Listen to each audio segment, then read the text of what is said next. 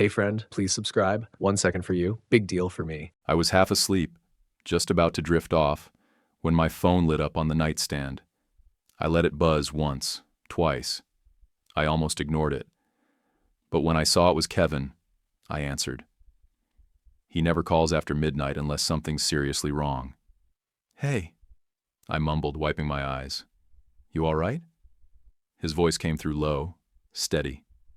"Where's Jenna?" That yanked me awake. I sat up, heart already racing. "Dallas. HR Summit. Why?" He didn't respond right away. Just silence on the line, heavy like someone holding back something sharp. "Kev, what's going on?" "She just checked into the strip house suite at the club 3 hours ago. Used your debit card. Real name, I didn't say anything." I just stared at the wall, trying to replay every conversation Jenna and I'd had that week. She'd flown out Monday. Said she'd be back Friday. I helped her pack. Kevin spoke again, quieter now. "She's not alone, bro." Quick note. Before listening, share in the comments which city or country you're watching from. And let's continue.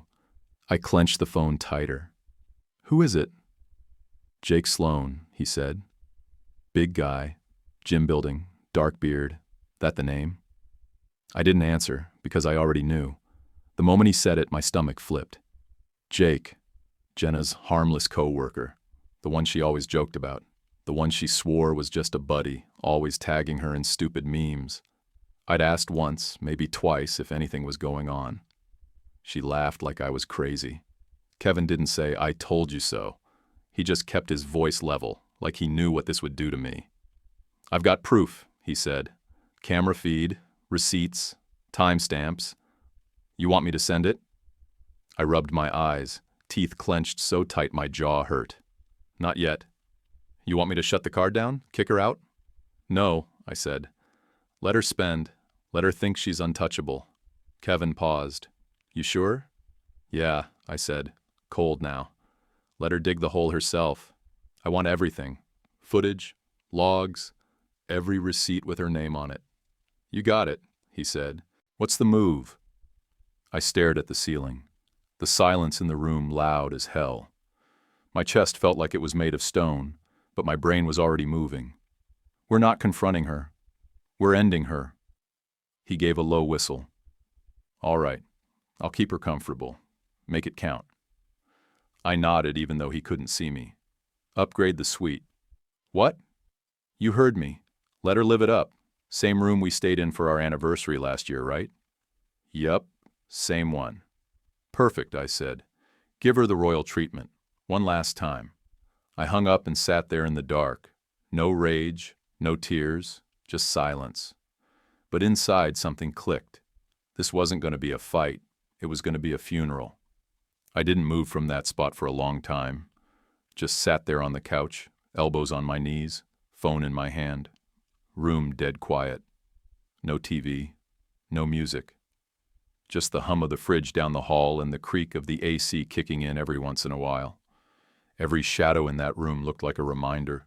The couch still smelled faintly like her hair products. Lavender and something fake sweet. That stupid throw blanket she always wrapped around herself was bunched up next to me. I didn't touch it. Then my phone buzzed again. First one pic, then another. Then a whole stream of them came through. Kevin wasn't kidding about the proof. These weren't grainy screenshots or blurry zoom-ins from a corner camera. These were crystal clear, high-res shots. Jenna in her swim cover-up, drink in one hand, her other hand wrapped around Jake's wrist, laughing like she hadn't lied to my face for months. Next shot, her head on his shoulder, both of them laying out like a couple on vacation. Then the one that punched straight through me. Her kissing him outside the suite door. Same damn suite we stayed in on our anniversary trip. Same balcony view.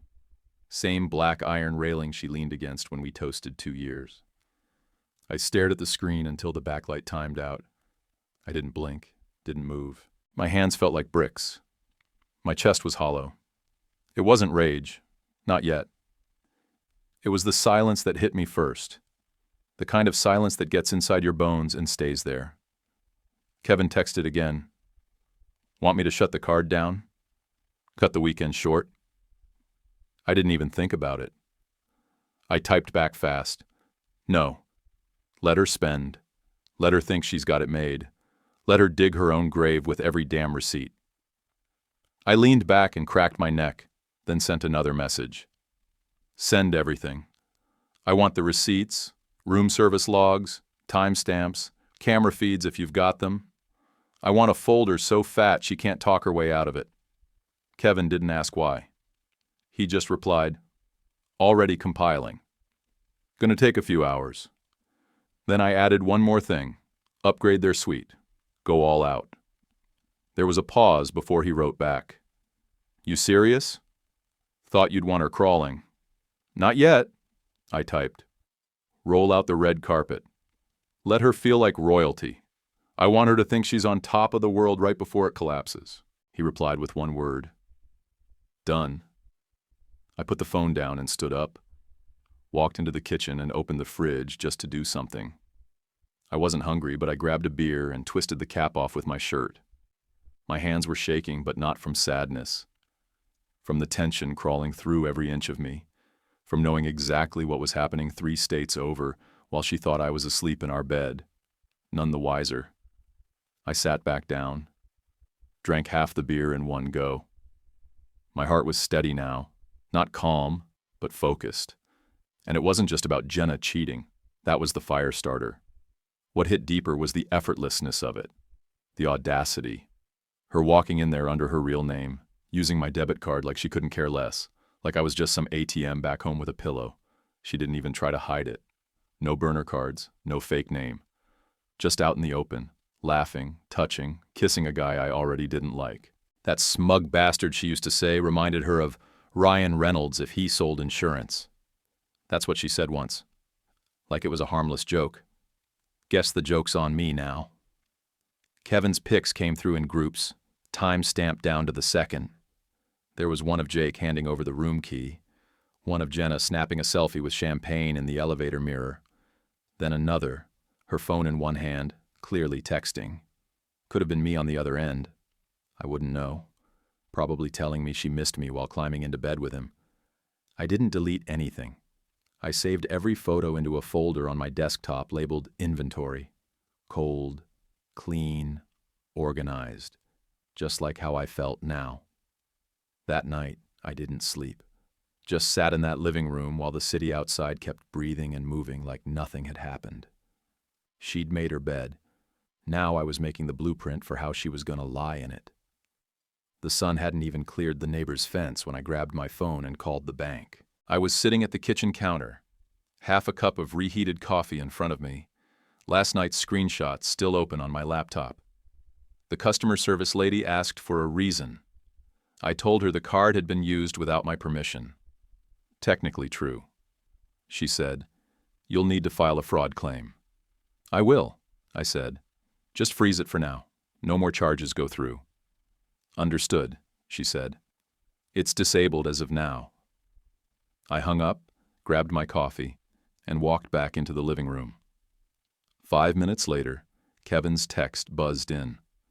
She just tried to order poolside drinks. Got declined. She's confused as hell. Playing it off like it's no big deal. Jake looks uncomfortable. I smiled without even meaning to. Tension drained from my shoulders just a little. That was the first crack. I didn't respond. I just waited. Let it cook. 2 hours went by. I didn't leave the couch. Just watched the clock tick and scrolled through photos I shouldn't have had to see. Then another text from Kevin came through. She's at the front desk. Big scene. Manager's involved. She's demanding to know why her card isn't working. Jake's not helping. He's standing 10 feet back like he doesn't even know her. I leaned forward, elbows on my knees, watching the 3 little dots dance while Kevin typed again. She's saying it must be a glitch. Wants the suite charges comped for the inconvenience. I didn't reply. I just waited for what I knew was coming. Sure enough, 15 minutes later, my phone lit up with Jenna's name. I let it ring halfway before picking up. "Hey, babe," she said, trying to sound casual, but her voice was tight. Too chipper, like she'd rehearsed it in the mirror. "How's your morning?" I kept my tone light, calm, polite. It's good. You? Oh, just dealing with something weird. I'm in New York and my card's acting up. Tried to buy a smoothie and it got declined. Isn't that weird? New York, huh? I let that hang just long enough for her to feel it. That is weird. She pushed on. Yeah, I called the bank but couldn't get through.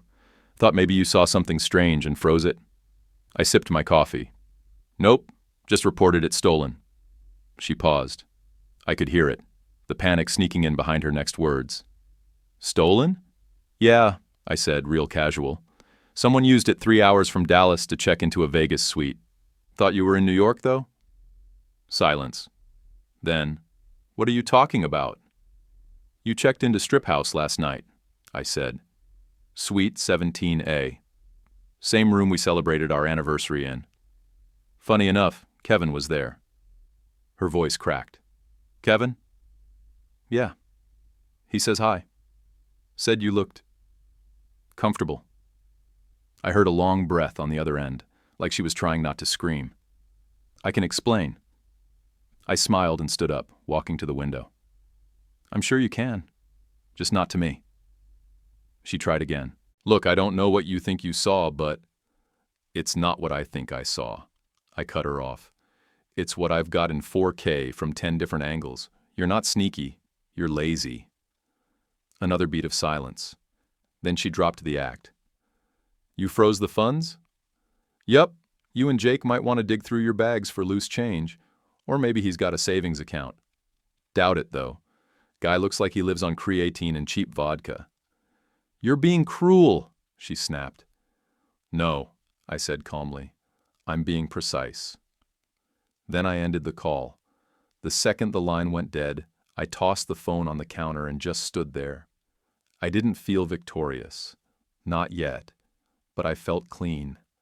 Like I'd stepped outside of something rotten and finally caught fresh air. I spent the rest of the afternoon organizing the file folder, labeled every screenshot, matched them with timestamps, organized receipts in order. Kevin kept sending updates like clockwork. Around 7:30 that evening, his final text came in. She's sitting outside by the valet loop. Alone. Then he sent a photo. Jenna on a bench, arms crossed tight over her chest. No makeup, no smile. Hair pulled back in a sloppy bun. The hotel lights made her look pale, dead behind the eyes. Her suitcase at her feet, half-zipped. Jake was nowhere in sight. I stared at that photo for a long time. She looked like someone who just realized the plane wasn't delayed. It was gone, and the gate was locked behind her. I didn't reply. Didn't ask what happened. I already knew. She'd bet everything on a weekend lie, and lost. By sunrise, my phone buzzed again. Kevin, sending me a live play-by-play. She's losing it, yelling at staff, keeps demanding comped loyalty rates, swears she's a diamond elite. I read it half asleep, still lying on the couch. I hadn't gone to bed. Just dozed off here and there, waking up every hour like my brain wouldn't let me rest until the job was done. I texted back, "Jake still around?" Kevin replied, "Nope," ghosted, left before dawn, took his gym bag, didn't even say goodbye. I sat up and let that one sink in. Jenna had traded a stable life for a guy who bailed on her before breakfast. Couldn't have scripted it better. I got up, poured myself another coffee, this time black, no cream, no sugar, and sat down at the kitchen counter. It was time for phase 2. First step, lock her out of everything. I opened up our joint bank app and deleted her access. Changed every password, set up 2-factor auth and routed it all through my number. Then I jumped over to the business account tied to our home remodeling side hustle. Killed her login there too. Froze all admin roles except mine. Then I opened the credit card portal, the one we both used, and clicked the freeze button. Card disabled. Autopay's blocked. Travel rewards gone. I stared at her name under the Authorized Users tab for a second, then clicked Remove. Next was the cell plan. I called the provider, gave them my ID and had her line shut down. Done in under 5 minutes. No warning, no backup SIM. Let her borrow someone else's phone if she needed to cry. Then I took a breath, sat back in my chair, cracked my knuckles, and made the call that sealed it all. My lawyer, Tom Krantz, answered on the second ring. "Morning, man. Everything all right?" "Ready to file separation," I said. "Citing adultery.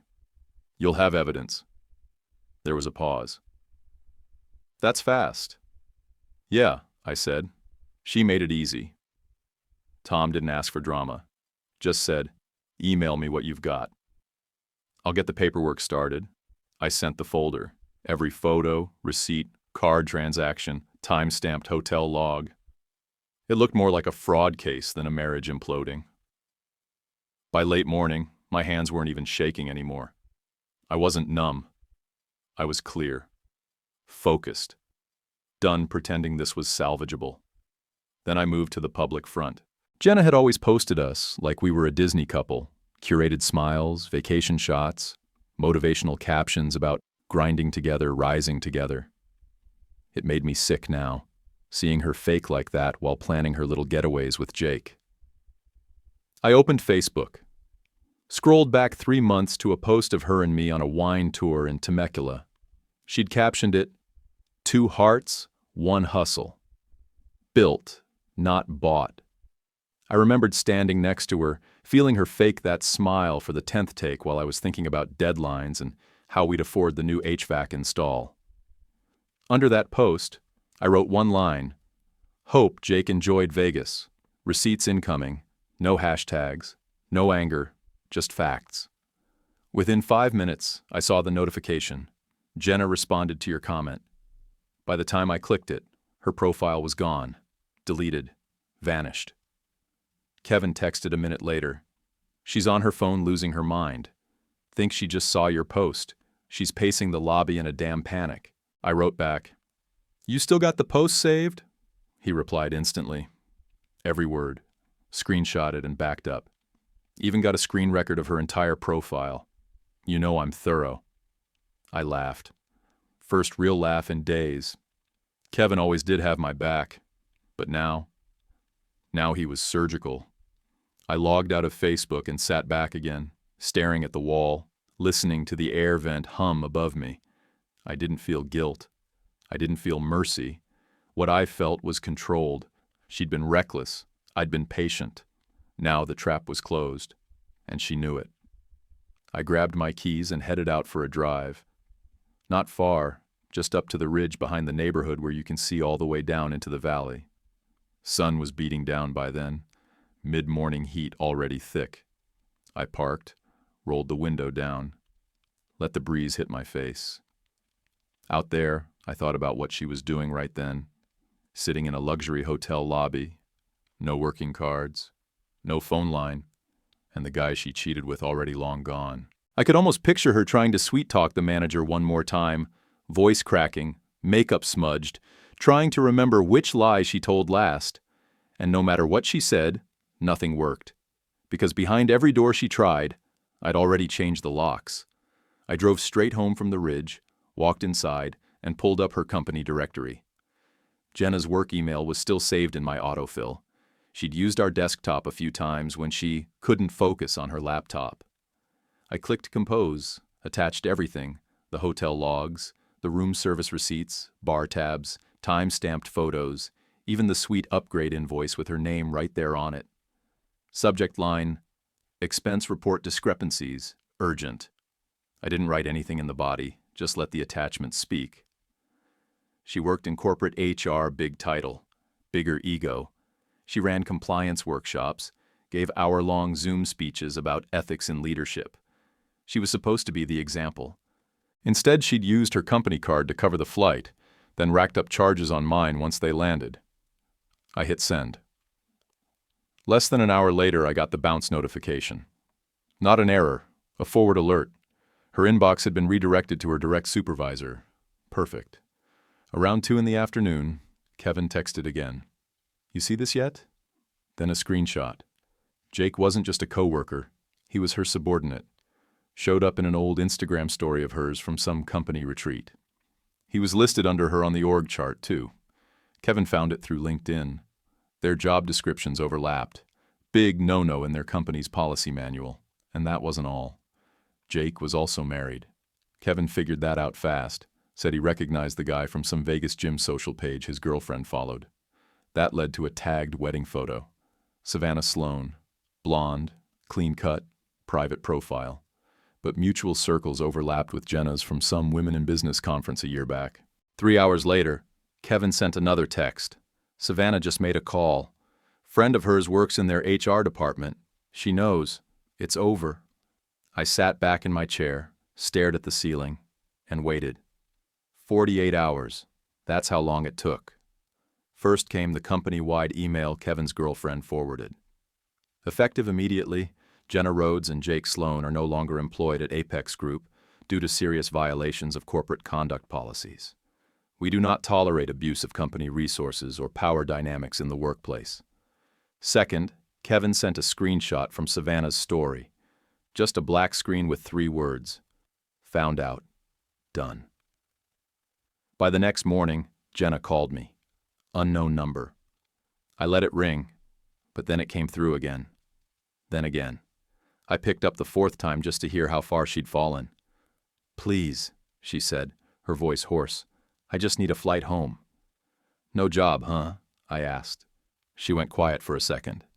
You sent it all to my work email. Everything. I did, I said. Didn't even watermark it. I wanted them to see it for themselves. Her voice cracked. I lost everything. I didn't say anything. She sniffed, then tried again. I don't have a card. I don't have any cash. I can't get home. I looked at the time. You still in Vegas? Yeah. All right, I said. I'll book you a flight. Really? But not what you're expecting. I logged in, found the cheapest red-eye out of McCarran that landed closest to home. 1 middle seat, 3 layovers, no carry-ons, no upgrades, no insurance, not even early boarding. Just a long, miserable journey with plenty of time to think. I booked it, texted her the info, didn't say anything else. When the day came, I knew exactly when she'd be landing. But I didn't go to the airport. I didn't even stay home. I left early, drove across town, and waited in the parking lot of a diner until I got the delivery notification. I'd left her a key envelope taped to the door, not to the house, but to a storage unit 20 minutes outside of town. Inside was everything she owned. I changed all the locks the week before, even the garage code, even the mailbox.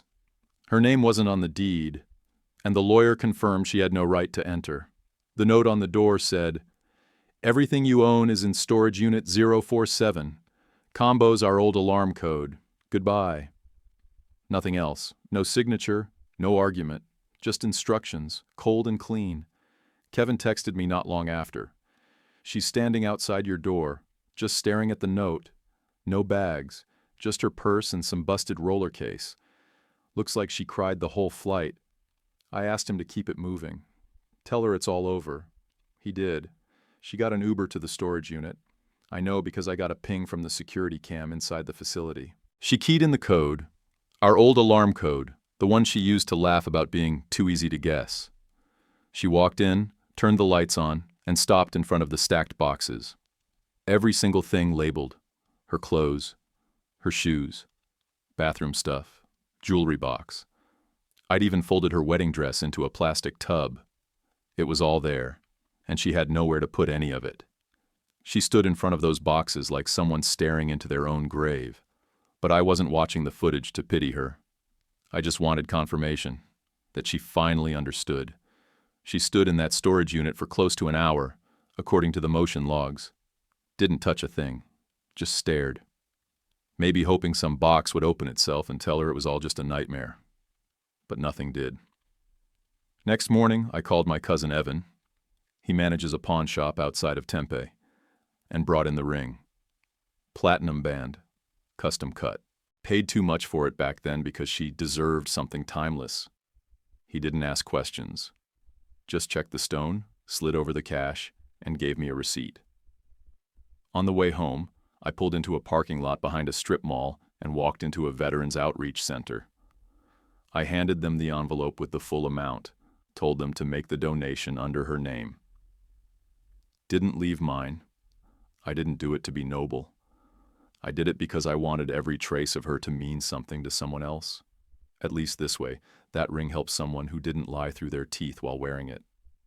Back home, I shut down everything else, changed my number, scrubbed her email from my contacts, took down our framed wedding photo and tossed it in a box marked trash. Quietly, efficiently, like erasing mold from drywall, she started couch surfing pretty much immediately. Word traveled fast. Vegas drama has a way of leaking into every room. The friend group that used to swarm our barbecue nights split down the middle. Most of them took a step back. Not because I told them to, but because no one trusts a woman who cheats sloppy and burns her own career in the same week. I heard from a couple mutuals that she was crashing on Ashley Dwyer's pullout, then over at some co-worker's studio in Flagstaff. A different place every few nights. People stopped offering real beds once the calls got desperate.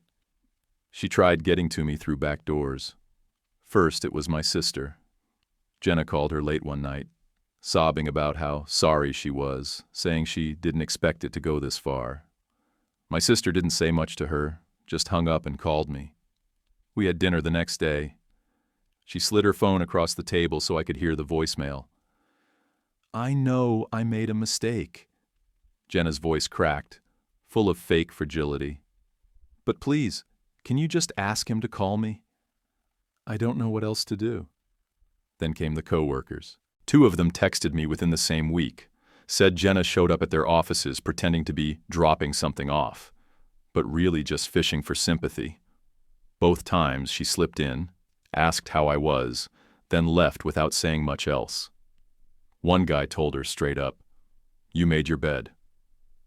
When that didn't work, she showed up at my barber's shop, sat in the waiting area until he finally asked what she was doing there. She asked him to pass me a note. He didn't. He tossed it in the trash as soon as she left. After that, the voicemails started hitting my business line. Different numbers every time, prepaid phones, blocked caller IDs, even a landline from some church lobby based on the background noise. All the messages sounded the same. "I'm sorry. I miss you. I just need 5 minutes. I don't know who I am without you." I saved every one of them, labeled them by date, never listened to them twice. It wasn't about holding on to hope. It was about keeping the proof that even after everything, she never stopped performing, even when her audience had already walked out. I didn't answer. Never picked up. Not once. I wasn't playing her game. Then came the note. It was a Thursday. I'd just finished up a cabinet install across town and pulled into my driveway right as the sun was dipping low. I spotted it right away. A plain white envelope tucked under the wiper on my truck. No stamp. No address. Just my first name in handwriting I hadn't seen in weeks. I stood there for a second, debating whether to open it or set it on fire. Eventually, I opened it. Not out of curiosity, more out of obligation, like flipping the last page in a book you already hate. Inside, 1 page, front only, handwritten, no greeting. I know I can't fix what I did. I know I don't deserve a second chance, but I can't breathe without trying to reach you. I'm not asking for us to go back. I'm just asking you to talk to me. One time, please. That's all I'm asking. No signature, no return number, no address, nothing to reply to. I folded it up, put it in the glove box, and closed it. Didn't tear it, didn't keep it on the fridge like some last-ditch relic. Just let it sit in the dark with the spare napkins and old registration forms, because that's all it was now. Clutter. She'd tried everything, and now she had nothing left to try. The letter sat in my glove box for 3 days before I answered. Not because I had doubts, those were long gone, but because I wanted her to feel the weight of silence. When I finally texted her a time and place, I didn't add pleasantries. Just the address of a diner on the edge of town and a 1-word message. Tomorrow. Neutral ground, far from our house, no history in the walls, just cheap booths, weak coffee, and a waitress who didn't ask questions. I got there 10 minutes early, sat in the corner booth where I could see the parking lot through the window. The folder was already on the table. Inside it, final divorce papers. No alimony, no shared assets, no second chances. She showed up right on time. Hair pulled back in a loose tie, no makeup, no heels. Just jeans, a faded hoodie, and sneakers that looked like they'd walked through more than a few regrets. She looked thinner, hollowed out, like the energy it took to keep up appearances had run dry. She slid into the booth across from me and didn't speak right away. Just looked down at the table, then around the room like she didn't know where to land her eyes. Finally, she said, "Thanks for meeting me." I nodded once, said nothing. She took a breath. "I'm not here to make excuses." I stayed silent. She swallowed, her voice already catching. "I've been trying to figure out how I got here. How we got here. And I know you don't owe me anything. I know that. But I need to say this." I leaned back, arms crossed. Still didn't speak.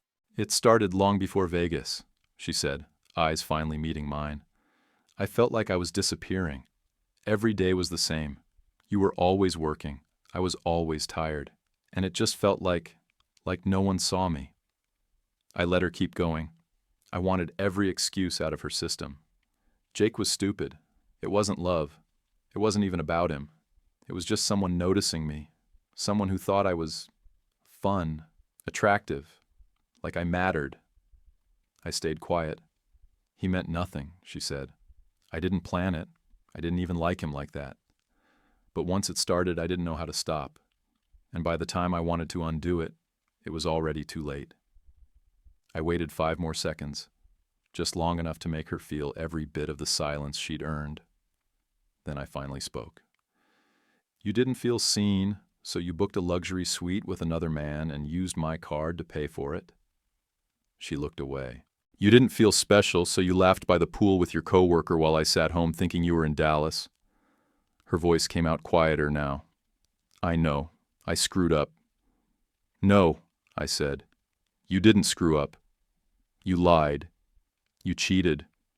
You dragged me through hell and then tried to spin it into a sob story about feeling invisible. You weren't invisible, Jenna. You were just entitled." Her eyes filled, but I didn't stop. "You used me like a damn ATM. Lied straight to my face while planning a weekend getaway with a guy who literally worked under you.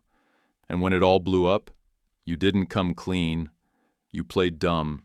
You begged for cover. You let everyone else feel the fallout while you cried your way across town." She wiped her face with her sleeve, nodding slowly. "You're right." I reached into the booth seat beside me and pulled out the folder, slid it across the table. "What's this?" she asked. "Final papers, already reviewed. No alimony, no split assets. You leave with what you already have, which isn't much." She opened it, scanned a few lines. Her hand trembled. "You're not even going to talk about it?" "I just did," I said. "There's nothing left to talk about."